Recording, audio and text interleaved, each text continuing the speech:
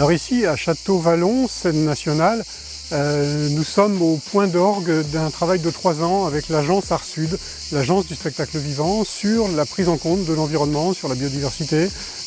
globalement sur la manière dont le secteur culturel peut servir et accompagner la transition écologique. Alors, très concrètement, il y a une volonté de la région derrière, dans le cadre d'une COP d'avance, de mettre au service de la transition écologique l'ensemble des acteurs du secteur culturel et du spectacle vivant en particulier de la région, et donc d'accompagner cette transition par de la sensibilisation des publics bien évidemment, mais aussi par la manière de concevoir le spectacle, de concevoir les festivals, d'éco-concevoir l'ensemble des manifestations culturelles finalement.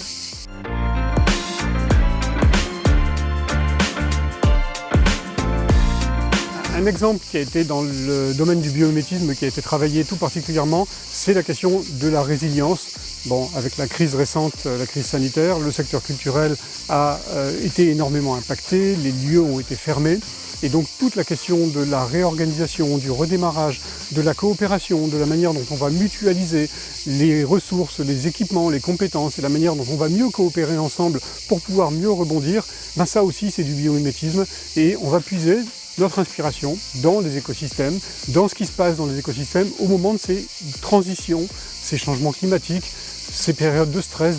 hydrique, qu'est-ce qui va se passer après un incendie. Tout ça, ce sont des moments de résilience pour les écosystèmes et on peut s'en inspirer pour nos structures et nos organisations. À titre personnel, ça fait des années que je travaille avec l'ARB sur des sujets aussi variés que l'économie circulaire, l'écologie industrielle et territoriale, l'économie de la fonctionnalité sur les achats, par exemple, les achats publics, les achats des collectivités. Donc on a animé des ateliers ensemble, on a produit des livrables, des guides de référence qui sont aujourd'hui accessibles gracieusement pour l'ensemble des acteurs économiques et des collectivités. On a évidemment travaillé énormément avec les acteurs de la sphère scientifique, les acteurs de la sphère économique et les acteurs de la sphère associative sur la gouvernance de ce bien commun qui est la biodiversité. Je suis aujourd'hui, donc depuis le mois de décembre l'année dernière, un secrétaire général du comité français de l'IUCN, donc qui accueille avec la métropole de Marseille, avec la ville de Marseille, le département, la région et l'État bien sûr, le Congrès mondial pour la nature. Ce qu'on attend réellement de cet événement, c'est qu'il soit